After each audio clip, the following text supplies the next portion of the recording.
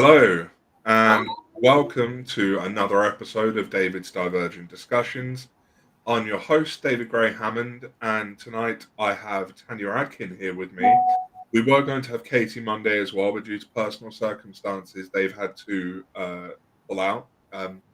So, shame we don't have them here, but still going to have a really good chat.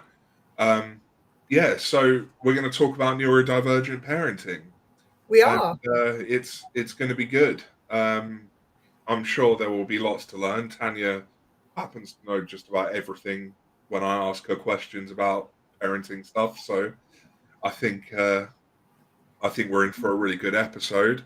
Just a quick announcement for anyone watching this who's interested in my writing. My chapbook, A Treatise on Chaos, will be available for free on select Amazon platforms from tomorrow until the 27th of this month. So that's from the 23rd of June to the 27th of June. So do check it out if you're into neuroquerying and listening to me ramble for 2,000 words. Anyway, back to the point. We're going to get into it. Neurodivergent parenting. We'll start with brief audio descriptions. So I am a 30-something-year-old male with a beard, thick rim, purpley greyish glasses, a lip ring, an ear tunnel, a shaved head. I'm wearing a black vest top, sat in a blue room next to the notorious bookcase. Don't do that. I do it just to wind Tanya off. I just knock it. And that's pretty much it. Oh, there's also a really cool poster of Middle Earth in the background. Just throw that in there. Anyway, Tanya. My name is Tanya Adkin. I am a 30-something-year-old, light-skinned, female presenting person with light blonde shoulder-length hair and transparent rimmed glasses. I have a nose ring and a septum piercing. I'm wearing a creamy coloured t-shirt and I am in a room with some really funky diamond wallpaper and a blue wall.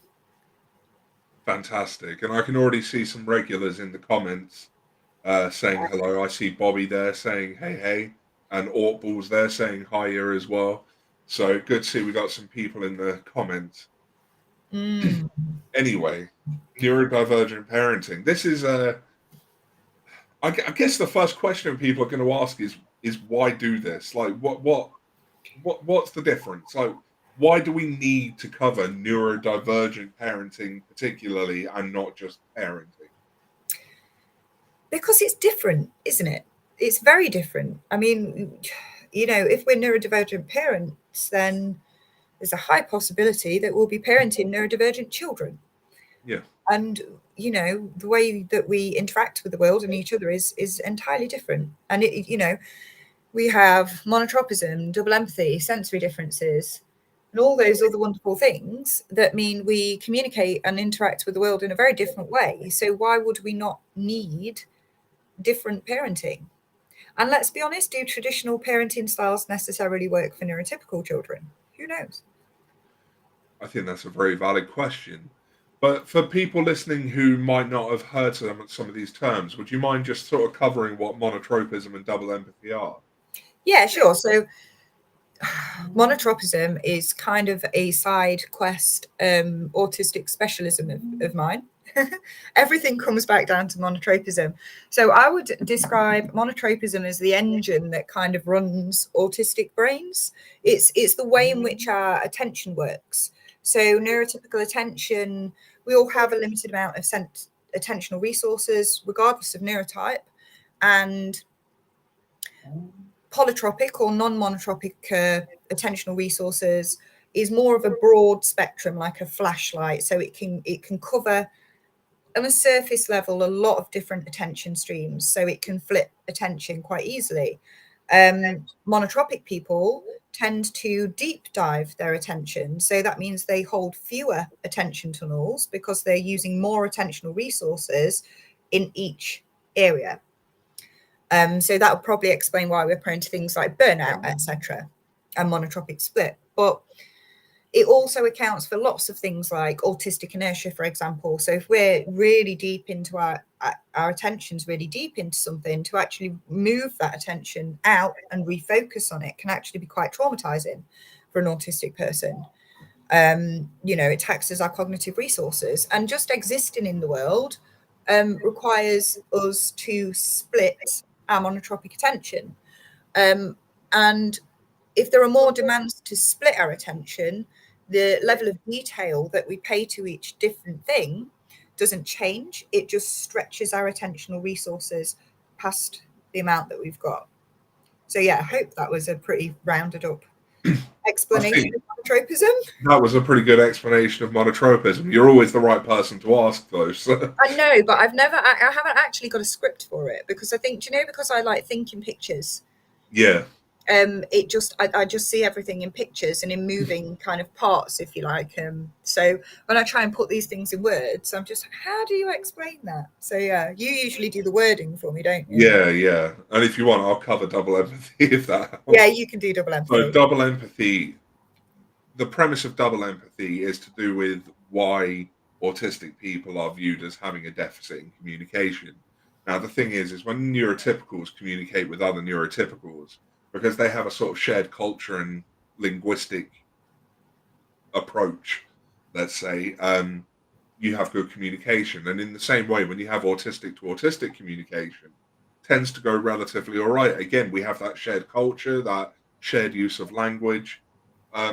However, when you get neurotypical to autistic communication, you can have this breakdown because we have different cultural experiences. We use language differently. We approach. We communicate differently. Monotropically, we actually. do.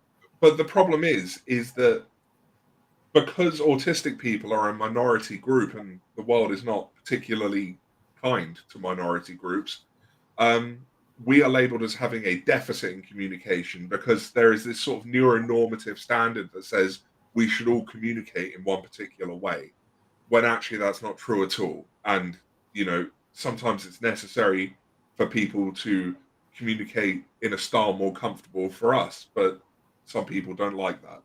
I just wanted to highlight this. Someone has asked, Tanya, could you give us a couple of lines on what monotropic split is, please? Yes, so monotropic split is something that I came up with in my picture head that I thought everybody knew existed, but it turns out doesn't.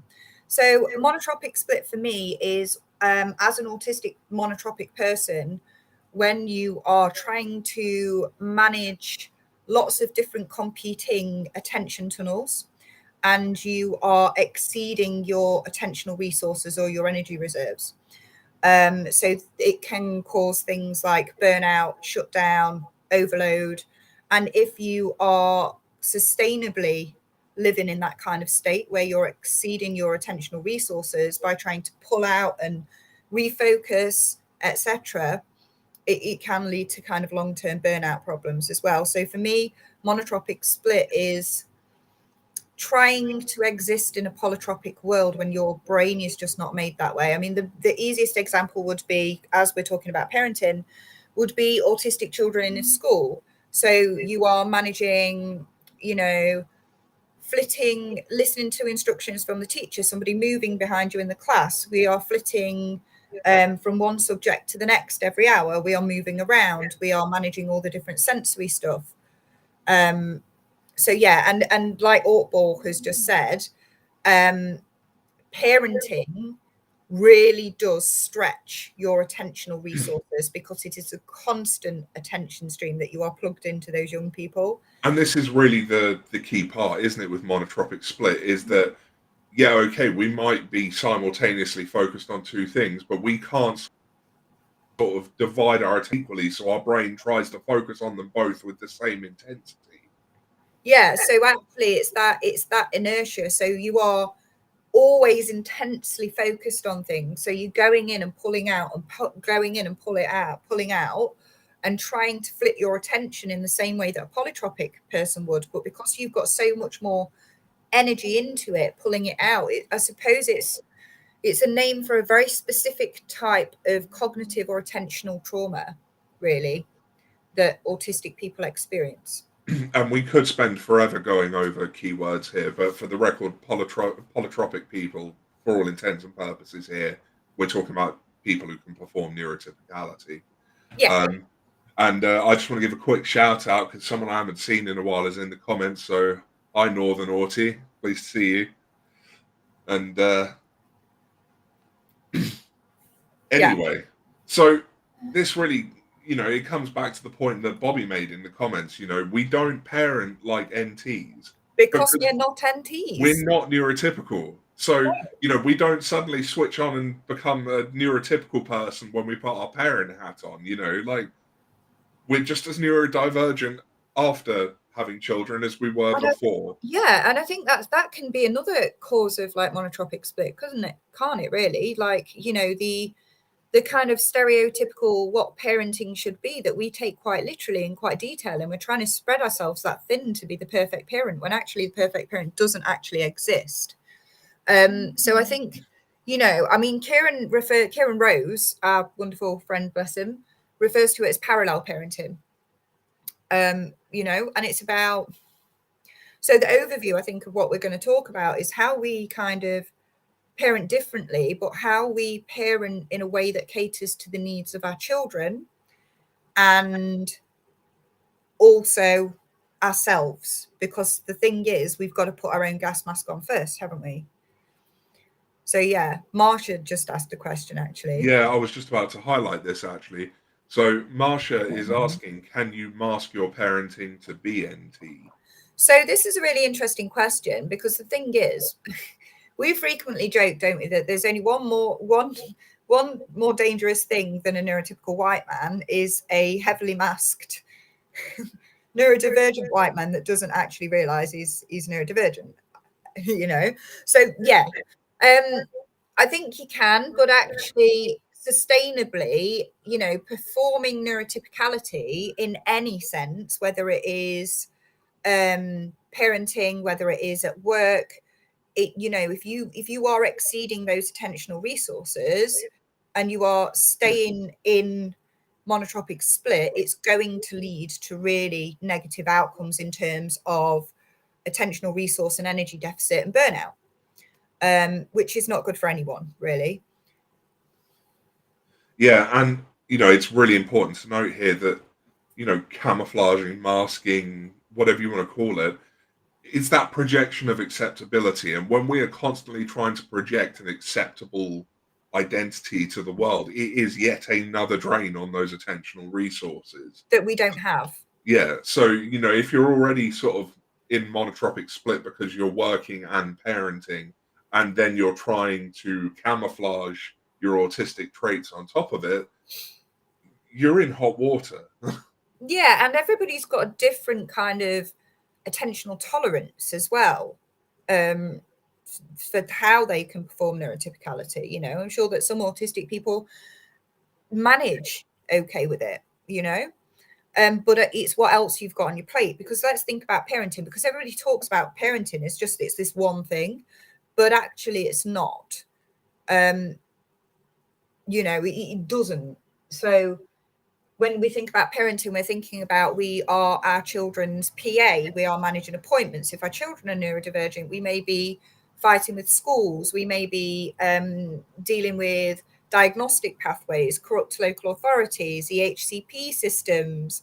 We may be, and then there's just the normal parenting part of, needing to co-regulate, needing to educate, ensuring that the house is all livable and done, and the packed lunches are done, and the favorite foods are in, and there is so much that you need to be plugged into. I think the Western idea of neurotypical parenting is not really very compatible with monotropic brains. I agree. And Northern Autie just chimed in with a very good question. How does a monotropic split in parenting contribute to our understanding of parent-child dynamics and the development of attachment patterns in children? Haha, I knew it to try and throw a key curveball. So interestingly, 50% of autistic people do demonstrate or meet criteria for what would be considered attachment difficulties. And I think it's a kind of chicken and egg question, because what you're potentially looking for when you're looking at things that create attachment issues is trauma, and you find me an untraumatized autistic. So it's chicken and egg, really. We've written about this, the fact that untraumatized autistic people are basically unicorns. Yeah. So until you find me an untraumatized autistic person, nobody's realistically going to be able to answer that question. And actually, it's also then you've got to understand, like, attachment. Actually, the whole concept of attachment is based on neuronormativity. So what does attachment look like for autistic people? We parallel play. You know, our communication styles are completely different. So the way in which we would judge attachment would be really the way that a parent and child interact. But actually, let's take that away from neuronormativity. What are we looking at? Are we looking at, I mean, is this why neurodivergent parents are often accused of having attachment issues, for example, which may not be the case? And this is why we've developed tools to try and unpick what is attachment and what is autism, you know, and sometimes you can't unpick the two. So yeah, and I certainly think it's it's important to note that that I've lost my train of thought, and we'll move on. Yeah, David just ADHD'd it then. Yeah, ADHD'd the hell out of that. It was a really good point as well. Yeah. No, it's on the tip of my tongue, but it's just not coming You're back. going to remember it in about 10 minutes, and we're going to be talking about something completely different. Yeah. Well, it is David's divergent discussion. Yeah, because they naturally diverge. Yeah. But we've had another question. There's going to be lots of questions today, I can tell.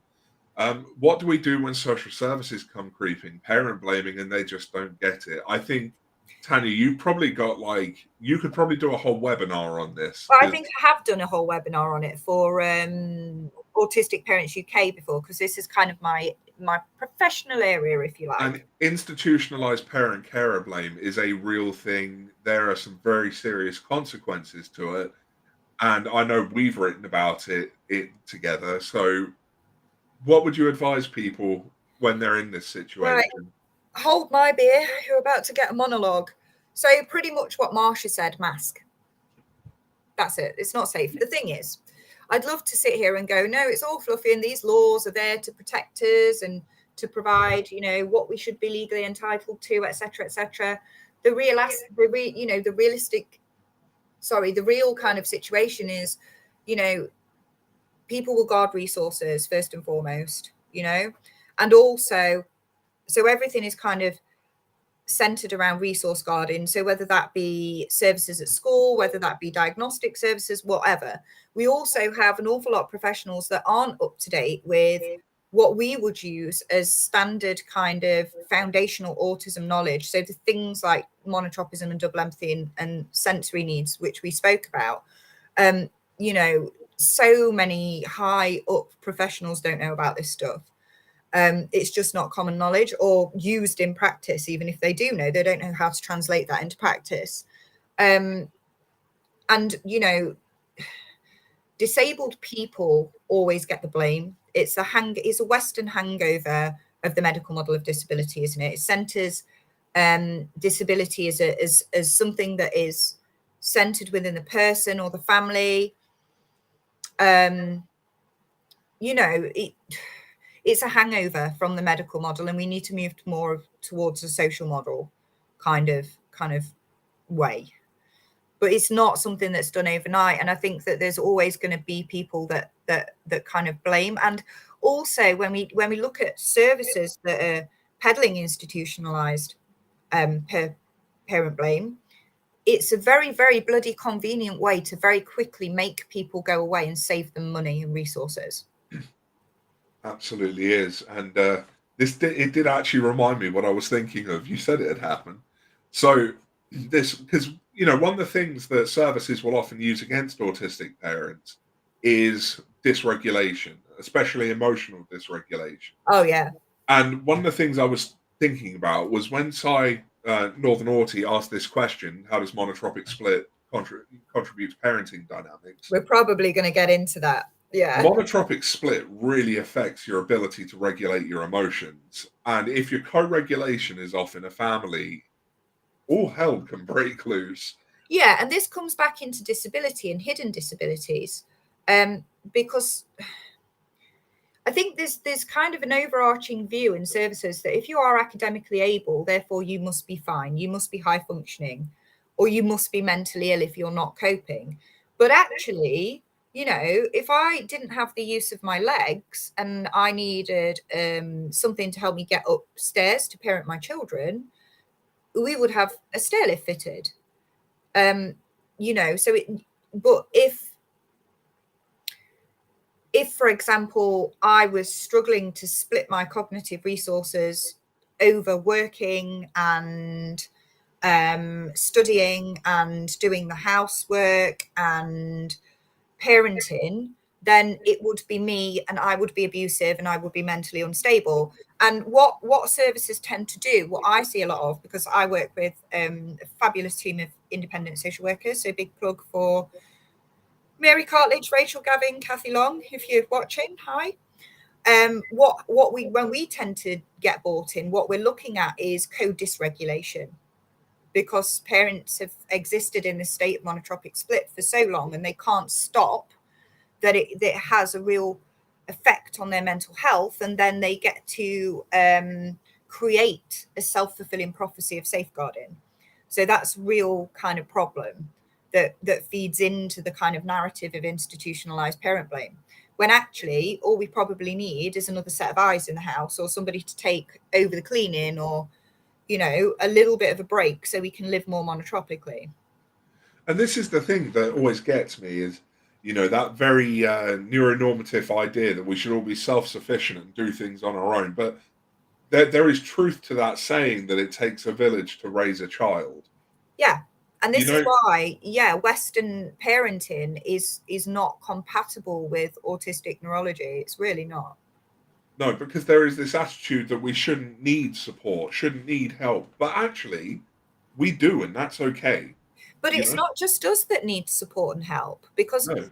what is the difference between you and I as disabled parents that work, and, you know, we are working class, we earn a normal amount of money, but actually me, I get somebody in because of my disability and my needs. I have a carer that does the cleaning, washing, housework, make sure the bill's paid, all that stuff, which allows me to effectively parent my children, study, work. If I was a richer person that had somebody in my house doing those things, it would be perfectly acceptable. But because I'm a working class disabled person, I must be incapable. And it's just classism, ableism, and it's those attitudes, isn't it? Yeah, and we can't miss the nuance that when you exist on other intersections, you know, of race, gender, queerness, the chances that you're going to run foul of professionals increase exponentially. Yeah, yeah, yeah, it does. And yeah, you know, I constantly think about the fact that, and I think this applies to all parents, not just neurodivergent parents. You know, you're at the hospital, they give you the baby, they go, here's the baby, congratulations, on you go. And I'm like, okay, It's a bit now like what? getting your autism diagnosis, isn't Yeah, it? Only yeah, problem this one's alive. yeah. Except this one is literally alive, and it's my job to keep them that way. Um, no one even told me that men could get postnatal depression. Do you know how I found out? I got postnatal depression. Yeah. I didn't even know that was a thing for men until it happened to me.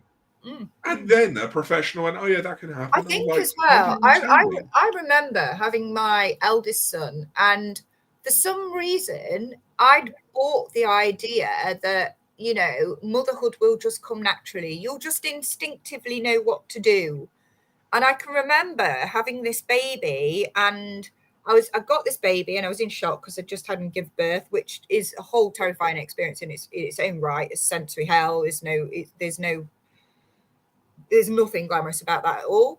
Um, and then all of a sudden, everybody left the bloody room. And it's almost like I was waiting for this heavens to open and some light shine down, and they just, fitted me with all this knowledge that's supposed to instinctively come, like the Matrix or God or something, and it just never happened. I was like, oh shit, it was a lie. Did I take that literally? Yeah, I mean, the thing for me was the realization that in the grand scheme of how long the Earth's been around, I'm really not much older than my baby. Yeah. Like, what? Why do you keep calling me a responsible adult? Up until this point, I have been Tell the you most what, irresponsible person alive. Yeah, and I'm kind of in front of you on the parenting game because your little one's quite young. I tell you what though, not instinctively knowing how to parent has actually been a massive benefit to my parenting.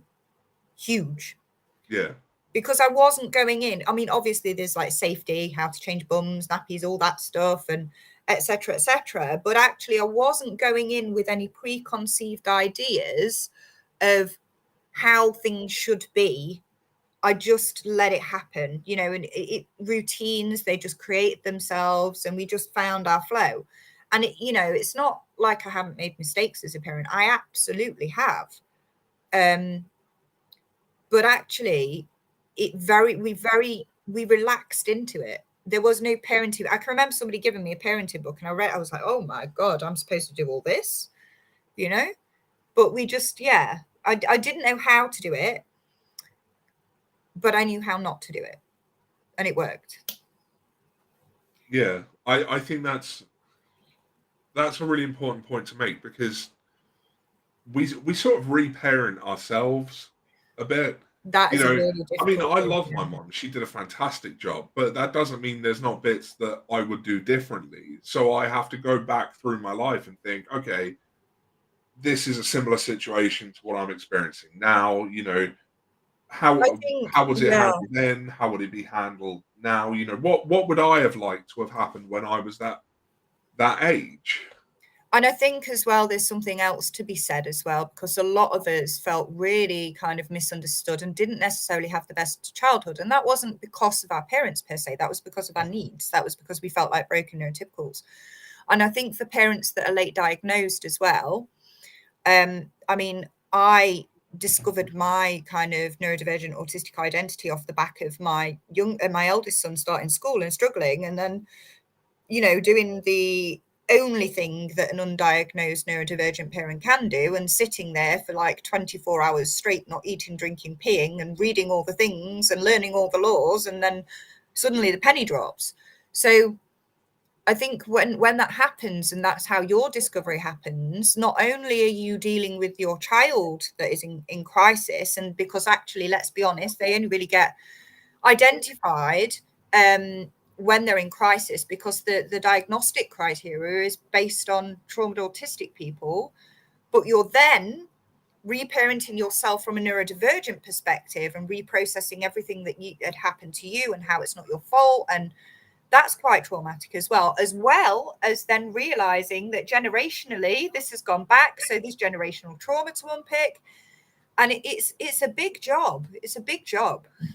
And I'm glad you mentioned school trauma, because we did actually have this question come through from Claire Anna saying, what one thing would you have changed about your school experience to make it less traumatic?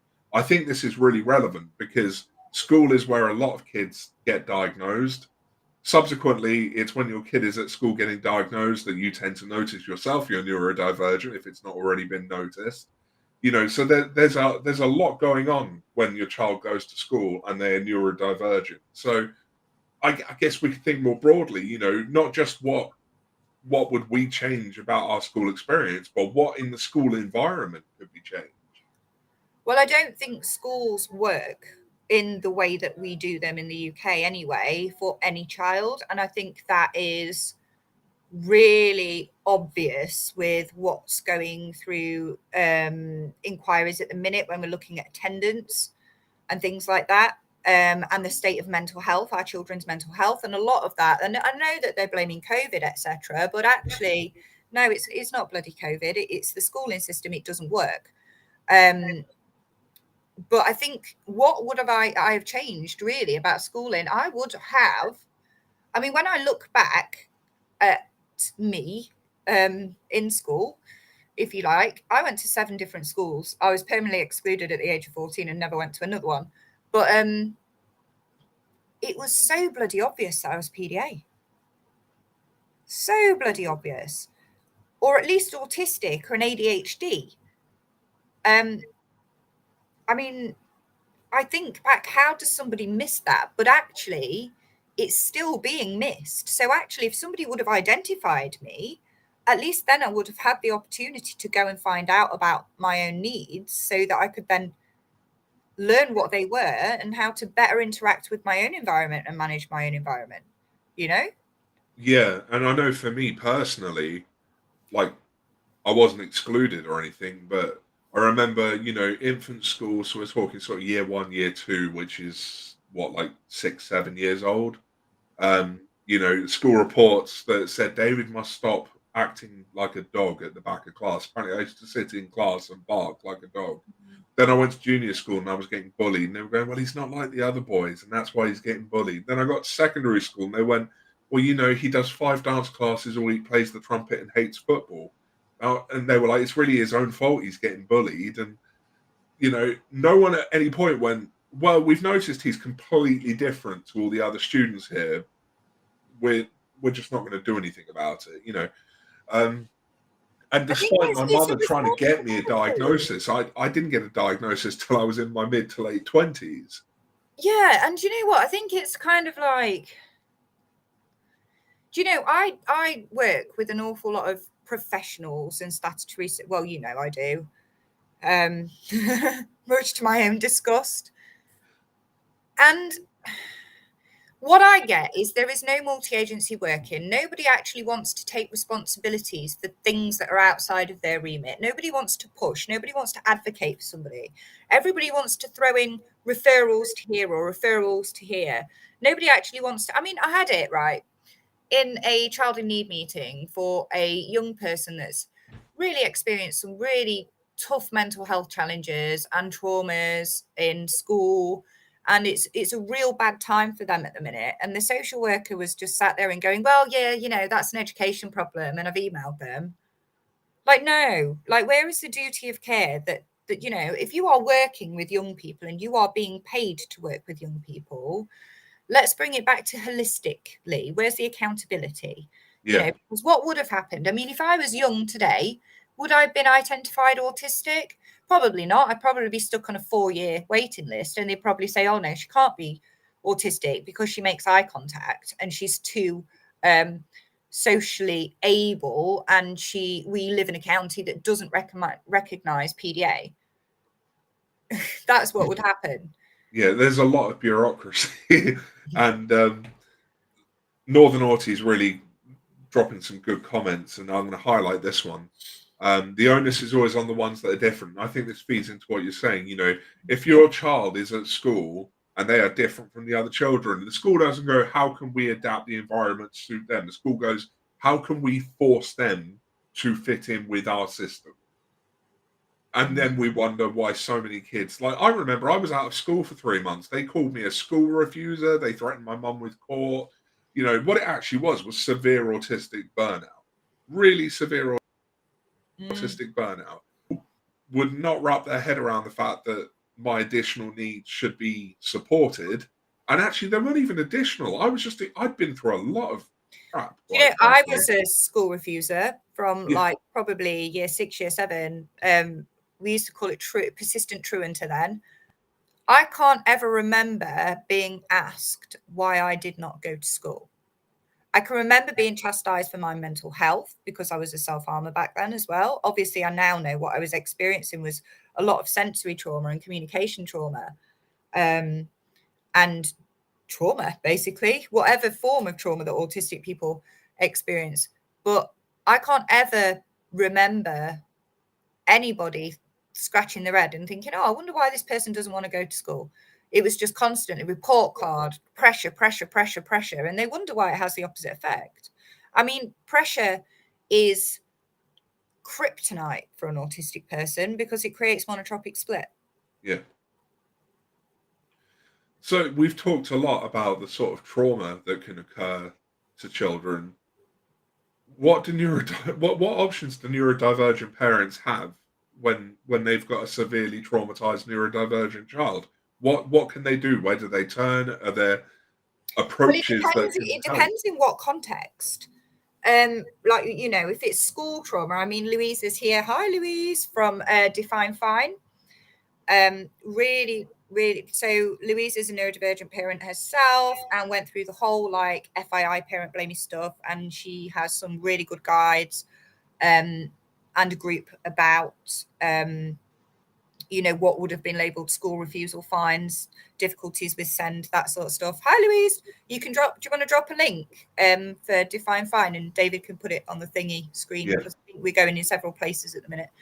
But yeah, so we can do things like that. Hi, Claire. Claire's another neurodivergent parent. Sorry, ADHD. I can see the comments, but if I couldn't see the comments, I'd be panicking, because I'd be like, what are people saying? Yeah, so what can we do? It's difficult. It's really difficult, because the problem is, as a neurodivergent parent, when you are already, I mean, I think you assume, I made the assumption when my eldest started struggling in school, that we have all these wonderful laws and policies, and, you know, we're a really good country to live in. And surely we're going to be nice to disabled people. No. Laws have loopholes. And there's the link for Define Fine parent peer support. Highly recommended. But and it's really difficult, because if you're a neurodivergent parent and you are parenting neurodivergent children that are experiencing trauma, you are then even more exhausted because of the level of co-regulation that you have to do with a child that cannot regulate themselves. But then you have to have a full-on legal brawl with the local authority to get where you need to get. So everything is spoons heavy. And this is where we come back into creating that self-fulfilling prophecy of safeguarding, which social care, education, you know. So even if they start out with, oh yeah, it's definitely mum, she's definitely making it up, she's definitely mentally ill, right? Eventually they will put on so much pressure and so much fight and make it so difficult that will then become a self-fulfilling prophecy via burnout. But all is not lost. There are legal things that you can do, you know, so things like EHCPs. There are some really good, you know, there's some really good peer support groups around, like Louise's, which we just shared. We've got things like IPSI, which is free resources. If you are in receipt of benefits, you should be able to get legal aid for EHCPs. There is a lovely little bit of law. I think that Louise will be able to back me up on this, that basically tells us that mental health and physical health have legal parity. So it's not illegal for your child to technically be out of school.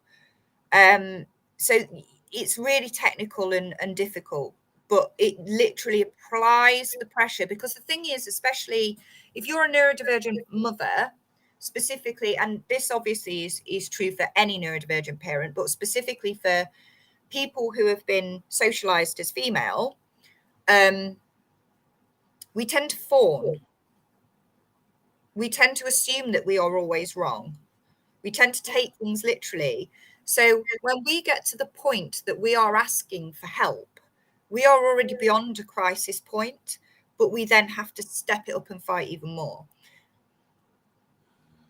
And Geeta is asking if we can recommend autistic and neurodivergent professionals who can go into schools to give guidance and training. So it depends. And whilst we're at it, if you've got any books you want to recommend by professionals, Tanya, go ahead and recommend them. Professional book? Oh God, no! You put me on the spot. I can't think. I wasn't thinking about books. What books? Anyway. Well, I mean, off the top of my head, I've got one here: the therapeutic therapeutic parenting. Yeah, that's a good one. Parenting. Yeah, so we'll go into parenting strategies soon. So yeah, lots. It depends in what sense. So strategies. Fundamentally, I have a major issue with strategies. One size fits all strategies do not work. You cannot replace neurodivergent competence. Because once we have that secure understanding of how autistic or neurodivergent neurology works, you don't need a strategy. So it's that fundamental kind of understanding. And actually, those are the things that should be taught in schools. So again, like Ruth has just posted. So yeah, Jodie Smitten, me, I work in a lot of schools. Who else? Kieran Rose does. Bobby Ellman, she does the little ones. She's in the chat. They are in the chat. Yeah, Ruth's posting a lot. So there's, you know, Libby Hill, if you want salt.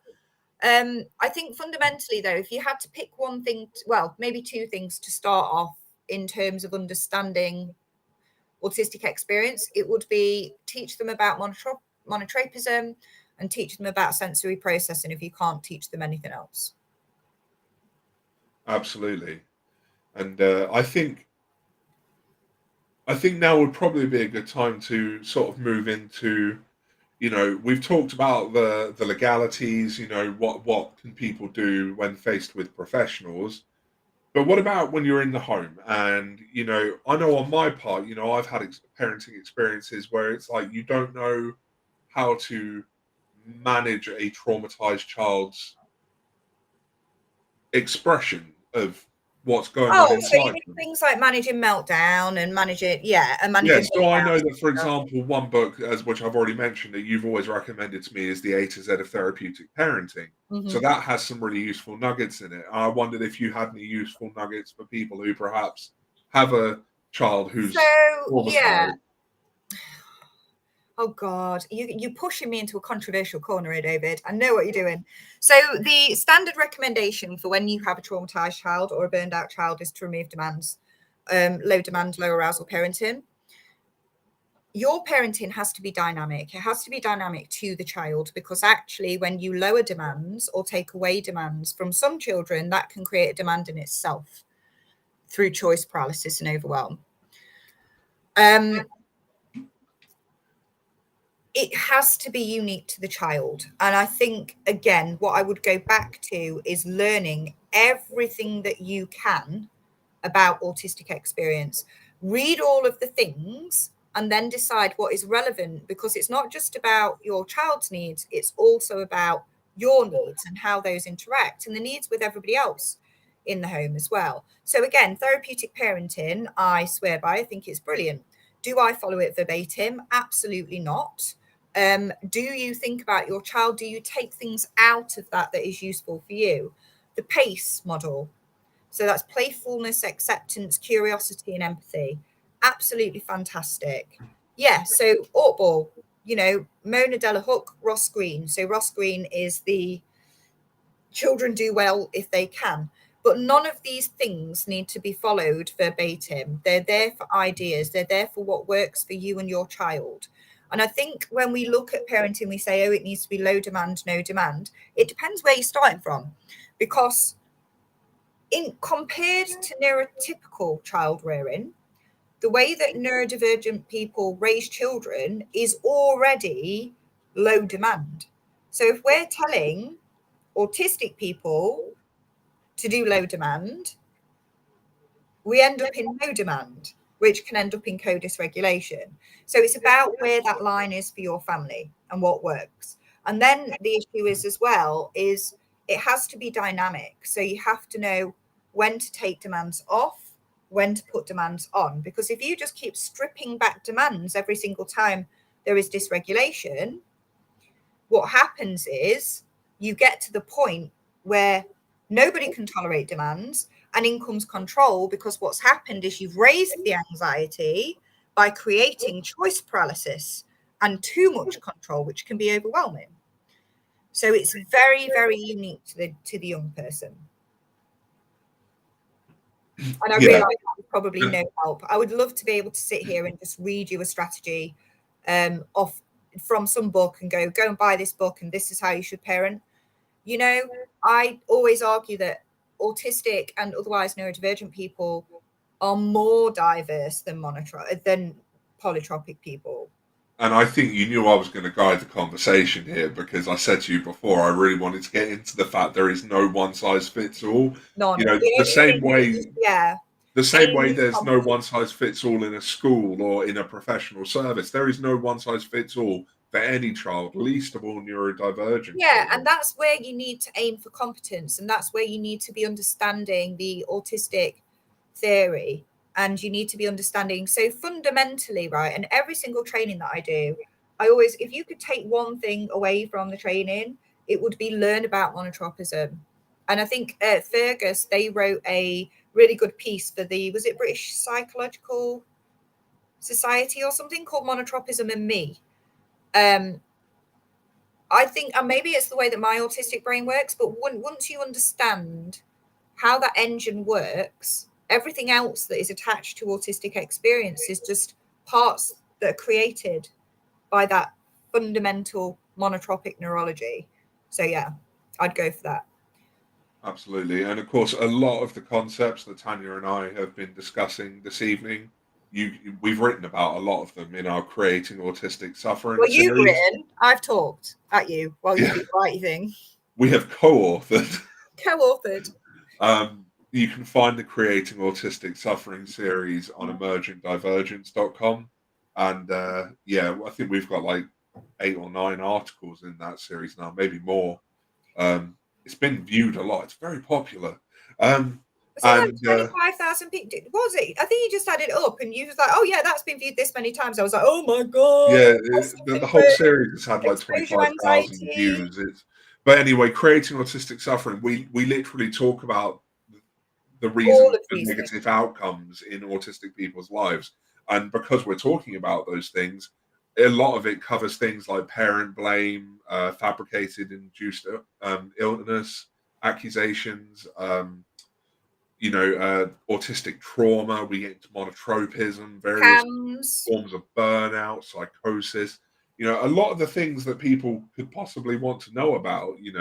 And Bobby has very kindly put the link up to my website there, emergentdivergence.com. So yeah, Yeah, I mean, we could do an entire podcast just on one form of autistic trauma and still not gotten to the bottom of it. yeah, So yeah, please do have a read. yeah. But certainly, I think one of the most important things to remember when you are parenting a neurodivergent child is that you're probably neurodivergent yourself. You are neurodivergent yourself. Come on, let's not And go. also, I think it was you that said this to me, Tanya. If you're getting it right 70% of the time, you're getting it right more often than most people. Yeah, and as somebody who assesses parents, remember, bad parents don't worry that they are not good parents. Yeah, in the same way that bad people don't worry that they're bad people, And we're not saying that bad parents are bad people. Let's not get too controversial. But, if you That are worried that parental you're a is bad parent, the chances are that you're actually a very good parent who is exhausted. yeah. And co-regulation. So the biggest takeaway, I think, for neurodivergent parenting is co-regulation, co-dysregulation. Yeah. Watch your own energy levels and regulation in the same way that you would watch your child's. Because very, very quickly, when we're under a lot of stress and experiencing monotropic split, we lose our interoception, we lose our regulation, and we end up living in meerkat manner, where we're all on edge and we're all up. So I would say, a bit like, if you're therapeutically parenting 70% of the time, you're doing really well. If you are effectively calmly co-regulating 50% of the time, it is better than co-dysregulating 100% of the time.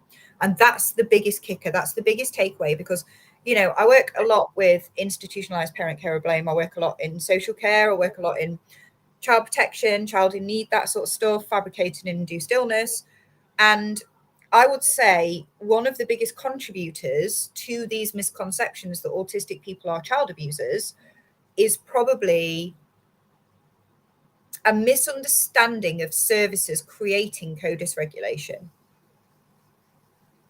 It's like you said, they literally create self-fulfilling prophecies in a lot of cases. But I know from my own perspective, you know, I do a lot of mental health advocacy. I'm involved with people who are quite deep in the mental health system. And even there, with like autistic adults who are under mental health services, the parent carer blame is still there because they'll be going, so how did your parents traumatize you? And they will not believe the autistic person when they go, it wasn't my parents. It was And that's literally everyone else. So we're work-wise, we're looking at we're looking at the frameworks that I can't say too much about it, that social care use for assessing disabled children, which is fundamentally pushing them down a safeguarding route. And we were looking at kind of how would we adapt that to avoid that actual thing. And the thing is, right, and this is the issue, in social care, we've got something for children called the Common Assessment Framework. Now, the Common Assessment Framework, which is part of something called, which is a bit of a Bible, called the Working Together to Safeguard Children document from 2018, is a little triangle. If you whack it into Google, see the triangle, it's child safeguarding and promoting welfare, and it's got 3 different sides with 3 different areas that you have to consider. All of those areas are actually focused within the home, within the family. There is no context for the different kind of welfare and safeguarding issues that disabled people may face, or parents of disabled children, or disabled parents of disabled children. So, you know, when there's an organization that are looking at challenging this kind of framework and changing this framework, but actually, again, it comes down to the competence of the assessor. You cannot replace competence. Now, when we look in terms of gang crime, for example, and I realize I'm off on a tangent, but I will bring it back, it makes sense. But when we look at things like child exploitation, which I do a bit of work in, and county lines and gang crime, because, you know, us autistics, we get abused across the board. So there's not really any area that we don't touch between us. There was a creation of something called contextual safeguarding, which basically shifted the context from risks within the home to risks out in the community, and the different kind of contextual safeguarding that kind of setup would need. They haven't done that for disabled children, you know, because actually, specifically autistic children, I would say that schools and services and people out in the community are 100 times more of a risk to our safeguarding and our welfare and our well-being than anything really within the home, you know. And it's missing that kind of context. They haven't got, it's a very fixed black and white view, and that also feeds institutionalized parent care blame, but it's entrenched. But I really want to hammer home that thing about, you know, competency amongst professionals. We're talking about quite specific. People are trying with books and with changing frameworks and changing policies and changing laws and changing the way, the forms in which we're filled out and the questions that we ask, etc., etc. But you absolutely cannot replace competence. No, and I know that, you know, you and I have co-authored articles on my website about this, you know, like neurodivergent competency, you know, basically cultural competency in the cultural experiences of neurodivergent people. And I think we should be viewing it that way as well, because autistic people have culture. Yeah, and I'm really glad you brought up criminal exploitation, actually, because when I was a young person, I was a victim of criminal exploitation. And had the professionals in my life have known anything about being autistic, about disability, you know, about the various intersections I existed upon, my life could have turned out very differently. Now, of course, for me, it all worked out. You know, I've taken the negative experiences I've had and I do things like this. But there are a lot of autistic kids, and, you know, we're talking about our children who aren't, you know, or the autistic community's children as a whole are not necessarily lucky to have competent professionals in their lives who can look out and within the context of dangers outside of the family unit. Yeah, and it's really sad. So I'd say that, like, you know, outside of the autistic community, when I have to work in the real world, I'm kind of referred to as a complex autism specialist. Now, you know how much that makes me cringe. Yeah.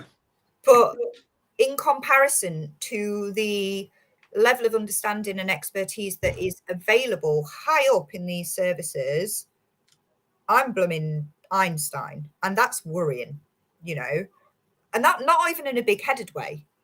The knowledge is there, it's available, but it's really worrying, actually. You know, when we see like a really sad case and there's or something like that, I can think of maybe less than 10 professionals that I would trust to deal with something that was considered complex, which isn't complex. I just think complex is another word for you don't know what you're doing. And it's really worrying. Absolutely. I'm aware we've kind of gone off of the parenting topic a little bit Back now. to parenting. But this is all relevant because, you know, as I said earlier on in this episode, parenting is not an individual role. It's not a job you're supposed to do on your own. And the professionals that exist are supposed to support you in that. And yet, so many don't. And we need professionals to upskill themselves to a point that they can offer meaningful support to neurodivergent parents of neurodivergent kids. Because so often neurodivergent kids are left out in the cold purely because a professional doesn't know what to do. And there's only so much we can do as a parent to mitigate that. What is my favourite saying about CAMHS? I think the words you used specifically was CAMHS kills kids. It does. Completely. You know, because they don't know what they're doing. So actually, if your child is having a mental health crisis, the first thing I tell parents is the last thing you bloody want to do is send them to CAMHS. Not unless you want to make it 20,000 times worse. Just tick the box and hope the referral's 5 years away and you've sorted it by then. Yeah, not to mention that even if you do get a referral to CAMHS, you're probably anyway. Yeah. Thank God. But people do not know what to do with autistic people. And actually, so here's the thing about CAMHS. And again, this is going to seem like a pretty controversial opinion, but it's actually not. CAMHS ultimately is there to treat what would be classified as mental illness, right? 9 times out of 10, what creates mental illness in autistic children is environmental. CAMHS can't change the environment. So what do you want them to provide? It's not the right service. And certainly, you know, it does all of this together when you take into account, you know, the lack of professional accountability, the lack of skills amongst those surrounding the family unit. You know, being a neurodivergent parent fundamentally can be, or at least feel, like a very lonely experience. Even if there are 2 of you doing it together, you know, you can feel quite isolated because not only now you're dealing with the fact that you're a neurodivergent person who probably doesn't get accepted well in wider society, now you are a family unit that is being isolated in the same way. Yeah. And Bobby just shared Luke Bin's golden equation: autism plus environment equals outcome. 100% of the time. If ever a neurodivergent, a monotropic person, so that's ADHD as well as autistic, is experiencing some kind of dysregulation. Hi, Rachel. Sorry, distracted. But, you know, if a neurodivergent person is ever experiencing some kind of dysregulation, the first place that you should go is the environment. And the environment doesn't just mean like the sensory environment, the physical environment. It means the attitudes that they're surrounded by. It means the policies that they're subjected to, the services that they're not accessing. The relationships between people. Yeah, relationships between people, relational safety. It could be the attitudes of the ableist kind of environments that they're growing up in. You know, it's internalized ableism is such a big thing for children, and it's so sad. So it always fundamentally goes to the environment first, and CAMHS can't fix that environment. And this is the issue that we've got, because if we pull back and look at it, what can CAMHS do? They can provide talking therapies. They can provide medication sometimes. Well, great. You're going to medicate your kids, stick a plaster on a stab wound because it's the environment. So all that's going to serve as is a spoons extender to traumatize them more. I really think it's important to note here that, you know, we're told, you know, autism plus environment equals outcome. Okay, it's good to know that golden equation, but also you have to understand that environments aren't homogenous. We don't live in one single environment per planet. You know, planet Earth contains an infinite number of environments with, as you have pointed out yourself, Tanya, an infinite possible number of interactions between a neurodivergent person and their environment. That's why. And so, as a parent, when we are parenting our neurodivergent children, we have to be aware that we could adjust one environment to make it comfortable. There's probably 99 other environments that are still traumatizing them. Yeah, or co-dysregulation, or, you know. And I think it's just about being curiosity. So it comes back to PACE, doesn't it? Playfulness, acceptance, curiosity, and empathy.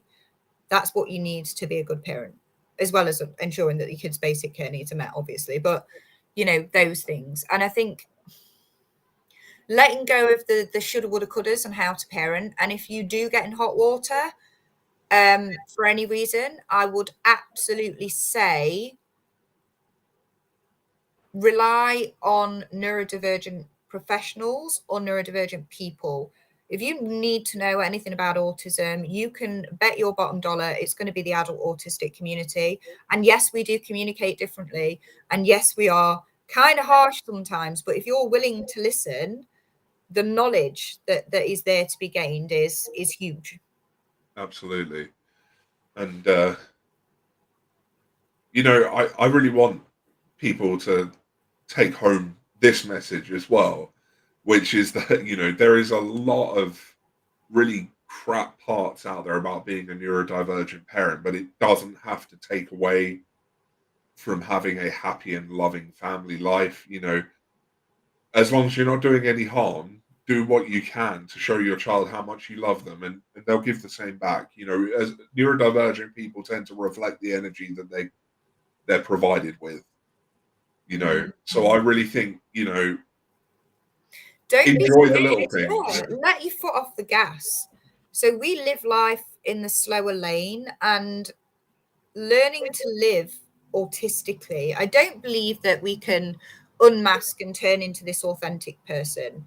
I don't believe in that at all. I think that we adapt to our environments, and what we need to do is understand our own needs so we can create environments that are less taxing on our resources. So learn to live autistically, drop it down into a lower gear, parallel parent. So everything, you know, everybody's like, oh, natural consequences. No. Logical consequences. Low demand language. No. Communicate in a way that encourages introception. It may look like low demand language, but actually what you're then doing is fighting that age-old traumatic battle that closes down introception and self-advocacy. So it's just, competence. Parent with competence. Absolutely. And we're going to wrap up in a minute, but I just thought I'd share this. Si's managed to turn PACE into something very ADHD themed. So PACE now stands for Procrastination and Coffee Enthusiasts. That some days that does sum up my parenting, I'm not going to lie. I mean, that sums up my life. Like the last 30 odd years have been procrastination and coffee enthusiasm, probably starting from far too young an age. Never stop learning either. Never stop learning. Follow what's coming out of academia and all that stuff. You know, there's so much discovery happening within autistic experience at the minute. And for everything we've discussed tonight, 20 years from now, people are probably going to be recommending something wildly different, because as time goes on, we learn more. Yeah. You know, you don't have to learn one sort of approach and stick with it forever. Like, adapt as time goes on. Who is it that said, once we know more, we do better? You work with what you've got at the time, and then as you carry on, it adapts and it changes. So and this is the thing. It's another reason why, you know, having a single size fits all approach doesn't work, because children change over the years. I know. I mean, I've got 2 PDAs, but their profiles within that PDA profile are very different, and they need very different parenting. You know? Oh, there needs to be a book. There needs to be a book, David. Oh, someone's. Oh yeah, yeah. I don't. I You're think going it's to all right trigger saying this. me. There is discussion about a book, but that is as far as we've got. But there will be an autistic burnout masterclass coming in the next few months. So keep your ears. Somewhere around the beginning of August, I think, isn't it? Yeah, around August time. It will be basically a really long bloody lecture. So bring your notebooks. But yeah. And that'll be, well, Tanya's really taking the lead on that one. I'm just there to look pretty. He does the writing. I'm not going to lie. I hate writing. I have a fluent skill in translating Tanya into. You do. To be fair, it's translating Tanya into David, so I wouldn't really call it English because No. we've got Tanya who is dyslexic and David who is hyperlexic. And somewhere in the middle, it creates this really kind of elaborate, visually kind of way of writing things. But yeah, keep an eye out. There's good things coming, fantastic things coming. But yeah, we should probably wrap up. And to wrap up, I'm just going to highlight that Northern Auti has provided another version of PACE, which is Pizza and Cookie Expedition, which is where I think I What might about go cookie after dough this. pizza, though? Have you seen the cookie dough pizzas that you can get? Yes, I have. I've had one. They're very good. I don't think I'd manage a whole one. No, they're terrible for you. Thank you, everybody. It's been nice to actually be back on lives. I haven't done them for so long. Maybe we should do more. Yeah, I think we probably should. Well, I'm always open to doing episodes of this. So if you think of episodes for this, That bookcase, David, just wobbled. What this? Oh God, it's seriously going to go over and do you an injury at some point. To be fair, several of the books have fallen off of it today, and I've had to put them back on. Can we just no more nails it to the wall? We could, but I like living with a little jeopardy in my life. I think you just like winding me up with it, don't you? But yeah, so hopefully we will come back and do more parenting stuff, or maybe more burnout stuff, monotropic stuff, whatever. I don't know. I don't even know what you guys would like to hear about. You just have to let me know. Let us know. Yeah, don't be afraid to get in contact and tell me, podcast episodes you want to see covered or articles you want to see written. You know what I really want to do more of? I really want to do more stuff on the ADHD experience and that intersection. I don't think there's enough information of ADHD experience and how that looks differently. And yet loads of us are both autistic and ADHD. And in fact, some research estimates up to 70% of us meet both sets of criteria. That reminds me of Bobby's ADHD discovery journey. Can you remember? I'm sure they won't mind me sharing, but we have chats where we're all kind of keep in touch with each other and stuff. And actually, Bobby was waiting for their formal assessment for autism, and they were really kind of shocked. And then they posted in a group chat to us all that they were really bowled over that they were also identified as ADHD, and we were basically sat there they didn't know. How did they not know? So actually, we'd been friends for so many years at this point and done so many lives and worked together and all this stuff. But yeah. So what do you think, Rachel? ADHD, monotropism, burnout? I don't know. But yeah. So Bobby didn't realise they were ADHD. And if anybody knows Bobby or has seen Bobby deliver any talks, they would know very, very quickly that Bobby is ADHD. And we just assumed they knew. We recognise our own. Anyway, before the inertia kicks in, it's time for us to wrap it up. But thank you so much for tuning into this episode of David's Divergent Discussions. It's been really good.